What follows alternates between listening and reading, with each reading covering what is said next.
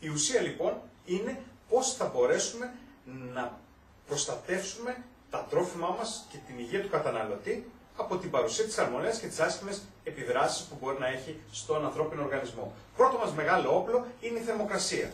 Πατάμε λοιπόν στους παράγοντες που βοηθούν στην αύξηση και την ανάπτυξη ενός μικροβίου και τα κάνουμε αμυντικά μας όπλα. Παίρνουμε λοιπόν τη θερμοκρασία και καθορίζουμε ότι κάθε τρόφιμο το οποίο είναι ύποπτο να περιέχει σαλμονέλα θα πρέπει να μαγειρεύεται καλά.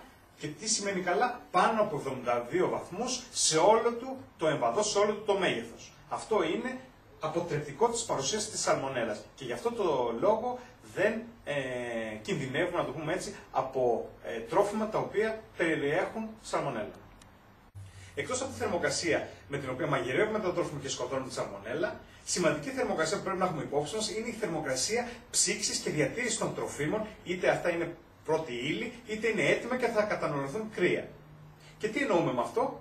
Εννοούμε ότι θα πρέπει τα τρόφιμα να βρίσκονται κάτω από τους 5 βαθμούς Κελσίου στα ψυγεία μας, αν είναι να καταναλωθούν κρύα ή όταν είναι ημιέτοιμα και έχουμε ετοιμάσει ένα τρόφιμο και το τοποθετούμε στο ψυγείο έτσι ώστε να διατηρηθεί και τις επόμενες μέρες. Δεύτερη παράμετρος η οποία μας βοηθάει να προλάβουμε τυχόν σαλμονελώσεις είναι ο χρόνος. Πού μας βοηθάει ο χρόνος? Ένα τρόφιμο το οποίο βρίσκεται στους 5 βαθμούς στο ψυγείο, για παράδειγμα, μπορεί να διατηρηθεί, όχι επάπειρο, μπορεί να διατηρηθεί για 3 μέρες, λέμε, χωρίς να αναπτύσσονται παθογόνα μικρόβια και σαλμονέλες.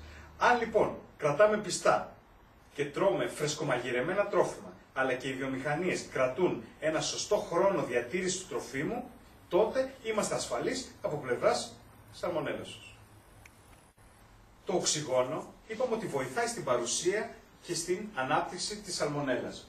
Η βιομηχανία έχει ανακαλύψει λοιπόν τεχνολογικές μεθόδους όπου να στερεί το οξυγόνο της σαλμονέλας και να την καταπιέζει στην ανάπτυξή της. Ποιες είναι αυτές οι μέθοδοι? Είναι προϊόντα τα οποία βρίσκονται σε κενό αέρος, γνωστά ως προϊόντα σε βάκουμ, ή κονσέρβες, αλλά και προϊόντα πλέον με την καινούργια τεχνολογία τα οποία βρίσκονται σε τροποποιημένες ατμόσφαιρες, δηλαδή σε ένα μείγμα αερίων στα οποία είναι πολύ χαμηλό το οξυγόνο, κάτω από το 1% και το αέριο που υπάρχει μέσα είναι συνήθως ένα μείγμα αζότου με διοξείδιο του άνθρακα.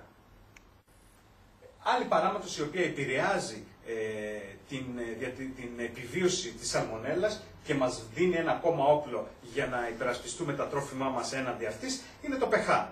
pH είναι ουσιαστικά η οξύτητα του προϊόντος. Όταν λοιπόν έχουμε ένα προϊόν στο οποίο προσθέτουμε ξύδι, και πολύ απλά μπορούμε να σκεφτούμε τα τρουσιά, για παράδειγμα, ή τη μαγιονέζα, όταν έχουμε τόσο ξινό μέσα, ώστε να είναι κάτω από 4,2 το pH, αυτό αποτελεί αντιμικροβιακή παράμετρο και κάτω από 4,2 συγκεκριμένα αποτελεί αναστολέα της ανάπτυξης της σαλμονέλας. Αυτό είναι σημαντική πληροφορία και σημαντική παράμετρο την οποία χρησιμοποιεί η βιομηχανία τροφίμων για να έχει πιο ασφαλή τρόφιμα. Η αλατότητα είναι και αυτή μία παράμετρος η οποία συμβάλλει στην πρόληψη. Η σαλμονέλα είναι ένα μικρόβιο το οποίο επιβιώνει σε αρκετά δύσκολες συνθήκες. Μπορεί κανείς να τη βρει και παρούσα σε σαλαμούρες, σε άλμες δηλαδή, οι οποίες χρησιμοποιούνται για ελιές είτε για τυροκομικά προϊόντα. Η προσθήκη αλατιού λοιπόν βοηθάει στο να καταπολεμηθούν τα παθογόνα μικρόβια και μαζί και η σαλμονέλα. Άλλο ένα όπλο στην πρόληψη της παρουσίας των μικροβίων στα τρόφιμα είναι η ακτινοβόλησή τους. Η χρήση ακτινοβολίας για την θανάτωση των μικροβίων. Το σημαντικότερο όμως όλων το αφήσαμε για το τέλος. Η σαλμονέλα είναι ένα μικρόβιο, όπως είπαμε, το οποίο από τον εντερικό σωλήνα των ζώων περνάει στο περιβάλλον μέσω των περιτομάτων, αλλά και μέσω της φαγής, περνάει στην τροφική αλυσίδα τελικά και μπορεί, αν δεν ψηθεί σωστά ένα τρόφιμο ή αν δεν διατηρηθεί σωστά στο ψυγείο, μπορεί να προκαλέσει τροφική δηλητηρίαση. Το εντυπωσιακό είναι το εξής, ότι πολλές φορές παθαίνει κάποιος τροφική δηλητηρίαση από σαλμονέλα, τρώγοντας κάποιο τρόφιμο το οποίο θεωρείται απίθανο να περιέχει σαλμονέλα. Και αυτό ερμηνεύεται με ποιο τρόπο?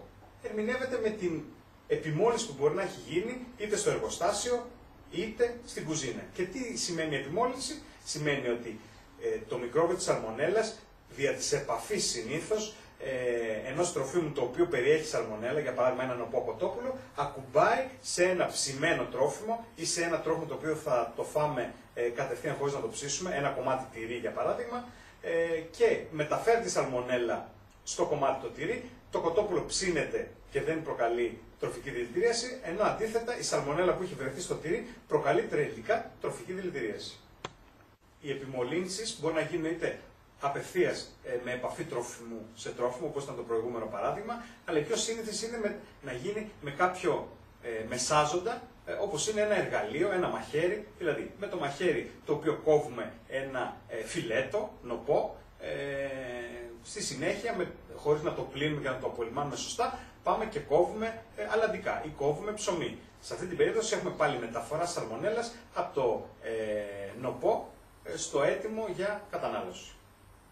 Η σαλμονέλωση δεν είναι μια εξωτική και σπάνια ασθένεια. Στην Ελλάδα πλέον των 500.000 κρουσμάτων έχουμε σε αιτήσια βάση. Γι' αυτό δεν είναι κάτι το οποίο είναι πολύ σπάνιο και δεν θα χτυπήσει τη δική μας πόρτα, είναι πιθανό να βρεθεί και στη δική μας πόρτα. Μπορούμε λοιπόν και εμείς σαν νοικοκυριό, αλλά και βιομηχανίες τροφίμων, με κάποια απλά βήματα στηριγμένα σε αυτά που είπαμε και περιληπτικά πιο πριν, να προστατεύσουν τη δημόσια υγεία από τη σαλμονέλα. Και να πούμε και αυτό που λένε οι Αμερικάνοι στο συγκεκριμένο, ψήστε καλά